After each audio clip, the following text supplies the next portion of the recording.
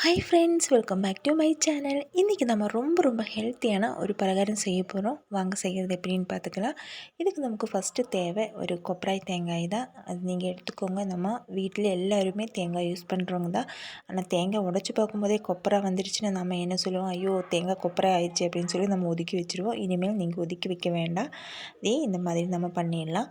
பாருங்க, தேங்காய் எடுத்து மேலால் நான் கொஞ்சம் கட் பண்ணியிருக்கேன். கொஞ்சம் நம்ம க்ளோஸ் பண்ணி வைக்கிற மாதிரி அந்தளவுக்கு, அதனால் ஈவனாக கொஞ்சம் கட் பண்ணி எடுத்துக்கோங்க.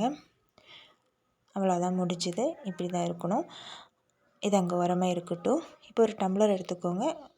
டம்ளர் எதுக்கும் கிடையாது, நம்ம அந்த தேங்காய் ஃபிக்ஸ் பண்ணி வைக்கிறதுக்கு மட்டும்தான். அது அப்படியே இருக்கட்டும். இப்போ நம்ம வீட்டிலே சுலபமாக கிடைக்கக்கூடிய கொஞ்சம் நட்ஸ் எல்லாம் நான் எடுத்திருக்கேன். எள்ளு 2 டேபிள் ஸ்பூன் ஃபஸ்ட்டு அது சேர்த்திக்கோங்க. உங்கள்கிட்ட கருப்பு எள்ளு தான் இருக்குதுன்னு பரவாயில்ல, அதையும் நீங்கள் சேர்த்திக்கலாம். இப்போது பொட்டுக்கடலை சேர்த்திட்டோம். அதையும் 2 டேபிள் ஸ்பூன் அளவுக்கு பொட்டுக்கடலை சேர்த்திருக்கோம். இதெல்லாம் ஈஸியும் சிம்பிளுமாக நம்ம வீட்டில் கிடைக்கக்கூடிய ஒன்று. பம்கின் சீடு, இது மட்டும்தான் கொஞ்சம் காஸ்ட்லியாக இருக்கும். சூப்பர் மார்க்கெட்டில் அவைலபிளாக இருக்கும். அரசாணிக்கைக்குள்ளே இருக்கிற அந்த சீடு தான் இது. அப்புறம் நான் கொஞ்சம் கேஷ்யூ எடுத்திருக்கேன். பம்கின் சீடு உங்கள்கிட்ட இல்லைன்னா நீங்கள் அதை அவாய்ட் பண்ணிக்கலாம். மற்றபடி எல்லா நட்ஸையும் உங்கள்கிட்ட என்னென்ன நட்ஸ் இருக்கோ அது எல்லாமே நீங்கள் சேர்த்துக்கலாம். இப்போது நான் வேர்க்கடலையும் எடுத்துட்டேன். வேர்க்கடலை 2 டேபிள் ஸ்பூன். உங்கள்கிட்ட அந்த தேங்காய் அளவு எவ்வளோ இருக்கோ அதுக்கு தகுந்த மாதிரி நீங்கள் நட்ஸ் அதுக்குள்ளே போட்டுக்கோங்க. இப்போ அதையும் நம்ம க்ளோஸ் பண்ணி வச்சிடலாம். இப்போது அடுப்பு பற்ற வச்சுக்கோங்க. ஒரு பாத்திரம் வச்சு காய்ச்சி ஆற வச்ச பால் நான் சேர்த்திருக்கேன். அதை கொஞ்சம் கொதிச்சு வர டைமில் நம்ம இந்த தேங்காயை அதுக்குள்ளே போட்டுடலாம். அந்த தேங்காய் அப்படியே ஃபிக்ஸாக நின்றுக்கும் அப்படின்னு சொல்லி தான் நான் அந்த மேலால் அந்த மூடி கட் பண்ணோம். கொஞ்சம் கட் பண்ணோம், ஆனால் அது நிற்கலை. எந்த தப்பும் கிடையாது. நம்ம எல்லாத்தையுமே வேக வச்சு தான் நம்ம எடுக்க போகிறோம். இப்போது ஒரு 5 நிமிஷத்துக்கு ஃபஸ்ட்டு ஹை ஃப்ளேமில் போட்டு அப்புறம் லோ ஃப்ளேமில் போட்டு நீங்கள் வேக வச்சு எடுத்துக்கோங்க. பால் நம்ம எவ்வளோ ஊற்றுறோமோ அதை விட கொஞ்சம் லைட்டாக சுண்டி வர அளவுக்கு நீங்கள் கொஞ்சம் வேக வச்சு எடுத்துக்கோங்க. இப்போ அது கொஞ்சம் ஆறிடுச்சு. தேங்காய் நம்மளோட நட்ஸ் எல்லாமே ஆறிடுச்சு. இப்போது அது மேலே இருக்கிற அந்த கொஞ்சம் பால் நம்ம டம்ளரில் ஊற்றி மாற்றி வச்சிடலாம். நமக்கு தேவைப்படும், அங்கே இருக்கட்டும், ஓரமாக இருக்கட்டும். நம்மளோட அந்த கொப்பரை தேங்காய் இருக்கும் இல்லையா, அதையும் நம்ம நல்லா சொரவி கிரேட் பண்ணி எடுக்க போகிறோம். தேங்காய் வேக வைக்கும்போது அது ரொம்ப சாஃப்டாக இருந்தது. அது இல்லாமல் நம்ம அந்த பால் இருக்கும் இல்லையா, அதில் அந்த தேங்காய் நட்ஸ் எல்லாம் வேக வைக்கும்போது அவ்வளோ எனர்ஜியான ஒரு மில்க்கு தான் அது. அது இல்லாமல் அதோடய ஸ்மெல்லு ரொம்ப அந்த நம்ம வீட்டுக்குள்ளே ரொம்ப ஸ்மெல்லாக இருந்தது.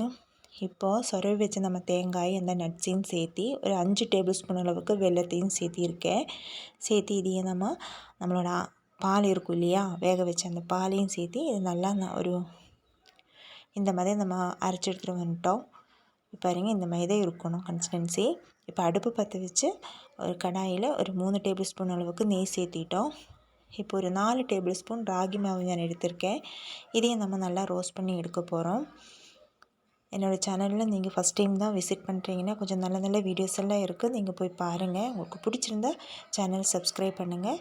சப்ஸ்கிரைப் பண்ணும்போது ஆளுங்கிற ஆப்ஷன் எனேபிள் பண்ணி விட்டுருங்க. அப்போ தான் நான் போடுற நோட்டிஃபிகேஷன் எல்லாம் உங்களுக்கு வந்து சேரும். இப்போது அந்த ராகி மாவில் கொஞ்சம் நம்ம வச்சுருந்த பாலையும் நம்ம சேர்த்தி அது கொஞ்சம் லைட்டாக சுண்டி வரவும் நம்ம அரைச்சி வச்சுருந்த நம்மளோட விழுது சேர்த்தி நம்ம நல்லா மிக்ஸ் பண்ணிட்டோம். இதுக்கு இடையில நான் கொஞ்சம் கொஞ்சமாக நெய் சேர்த்திருந்தோம். ஒரு 3 டேபிள் ஸ்பூன் அளவுக்கு நெய் சேர்த்தி இதையும் நம்ம நல்லா சுண்ட வச்சு நம்ம அந்த கடாயிலிருந்து அது நல்லா ஒரு அல்வா பதத்துக்கு இப்படி வர மாதிரி திரண்டு வர மாதிரி இருக்கும்போது நம்ம எடுத்துடலாம். பாருங்கள், இந்த மாதிரி தான் வரணும்.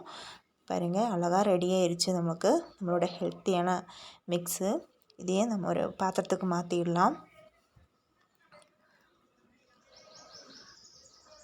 இது கொஞ்சம் லைட்டாக சூடாக ஆறுனதுக்கப்புறம் நாம் இதையே அப்படியும் கூட வச்சு நம்ம சாப்பிடலாம். ஆனால் நான் கொஞ்சம் ஒரு லெட்டு மாதிரி ஒரு உருண்டை பிடிச்சி எடுத்து வர போகிறோம்.